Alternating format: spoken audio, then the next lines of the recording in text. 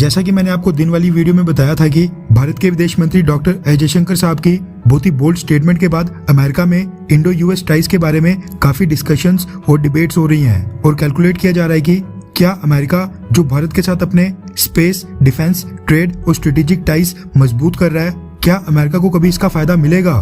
क्या भारत कभी रशिया से ज्यादा अमेरिका को महत्व देगा? अमेरिका में ये भी डिस्कस किया जा रहा है कि किस तरह से अगर जो बाइडेन ने रशिया से S-400 मिसाइल डिफेंस सिस्टम खरीदने पर भारत के ऊपर प्रतिबंध थोपे तो जो बाइडेन ऐसा करके अपने पैर पर खुद ही कुल्हाड़ी मार देंगे। इसके साथ ही जो आज की डेट में पावर शिफ्ट हो रहा है, बाइपोलर से मल्टीपोलर वर्ल्ड बनते जा रहा है, एशिया और इंडो पैसिफिक का महत्व इंटरनेशनल पॉलिटिक्स में बढ़ रहा है, जिसके सेंटर में इंडिया और चाइना है, जिनमें से एक देश अमेरिका का दुश्मन है और दूसरा देश अमेरिका का दोस्त है। इस पर भी काफी डिबेट्स हो रही हैं। जिस तरह से इंडिया और अमेरिका के बीच 2+2 मीटिंग को अमेरिकन मीडिया हाउसेस कवर कर रहे हैं और अमेरिकन प्रेसिडेंट जो बाइडेन ने दोनों देशों के डिफेंस मिनिस्टर्स और फॉरेन मिनिस्टर्स को अपने साथ बिठाकर वर्चुअली पीएम मोदी से बातचीत की, उससे ये चीज प्रूव हो जाती है कि अमेरिका दिलो जान से भारत के साथ अपने टाइज मजबूत करना चाहता है और इंडिया अमेरिका टाइज की एक नई शुरुआत करना चाहता है। लेकिन दिक्कत की बात यह है कि अमेरिका बाकी देशों की तरह भारत को अभी भी डिक्टेट कर रहा है और भारत के ऊपर दबाव डाल रहा है कि भारत अपने नहीं बल्कि अमेरिका के इशारों के ऊपर चले और रशिया के साथ अचानक टाइज खराब कर दे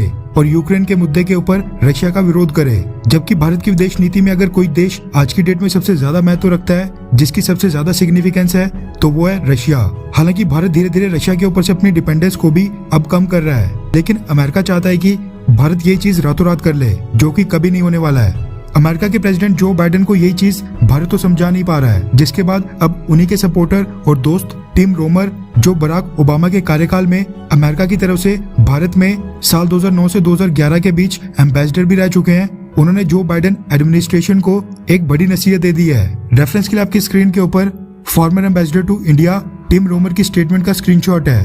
टिम रोमर ने भारत के बारे में कहा है कि भारत एक बहुत ही चैलेंजिंग रीजन में रहता है। भारत के पड़ोस अफगानिस्तान में तालिबान एक बार फिर अस्तित्व में आ गया है। पाकिस्तान के अंदर अचानक से सरकार बदल गई है, वहाँ पर पॉलिटिकल क्राइसिस चल रहा है। म्यांमार में वहाँ पर सिविल वॉर वाली कंडीशन है, वहाँ पर सेना ने तख्ता पलट कर दिया है। श्रीलंका में दंगे फसाद हो रहे हैं, कैबिनेट ने वहाँ पर इस्तीफा दे दिया है। और चाइना तो भारत के बॉर्डर के ऊपर ट्रूप्स लेकर पहुंच गया है, जबकि रशिया भारत के लिए इंटरनेशनल आउटरीच का कारण बन रहा है, यानी रशिया के कारण भारत को सुनना पड़ रहा है। टिम रोमर ने कहा कि ये बहुत ही इम्पोर्टेंट है, यानी बहुत ही जरूरी है कि हम भारत का भी पर्सपेक्टिव देखें, यानी भारत चारों तरफ से इतनी मुश्किलों में घिरा है, इसलिए भारत का भी परिप्रेक्ष्य और दृष्टिकोण देखें। इसके साथ ही टिम रोमर ने एक ट्वीट में ये भी कहा कि आज से पहले ये कहा जाता था कि अमेरिका और चाइना के संबंध फ्यूचर को शेप करेंगे, यानी भविष्य तय करेंगे, क्योंकि अब अमेरिका और चाइना के संबंध ड्रामेटिकली बदल रहे हैं। इंडिया अमेरिका के लिए डिफेंस, ट्रेड और टेक्नोलॉजी के क्षेत्र में स्ट्रेटेजिक पार्टनर बनते जा रहा है,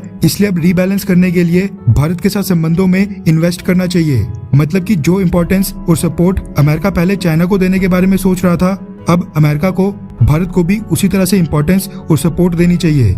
वैसे जो बाइडेन को ये बात समझ आए या फिर नहीं, लेकिन ऐसा लग रहा है कि अमेरिका के अंदर भी ऐसे कई सारे लोग हैं जो ये समझते हैं कि रशिया का साथ देना भारत की मर्जी नहीं बल्कि मजबूरी भी है, क्योंकि भारत खुद इस समय बहुत ही अनस्टेबल देशों के बीच में फंसा है, इसलिए अमेरिका को भारत को सपोर्ट करना चाहिए। खैर, आपको क्या लगता है कि क्या अमेरिका के साथ दोस्ती करके भारत को किसी भी प्रकार का फायदा होगा? हाँ या फिर ना? नीचे कमेंट करके अपनी राय जरूर बताएं।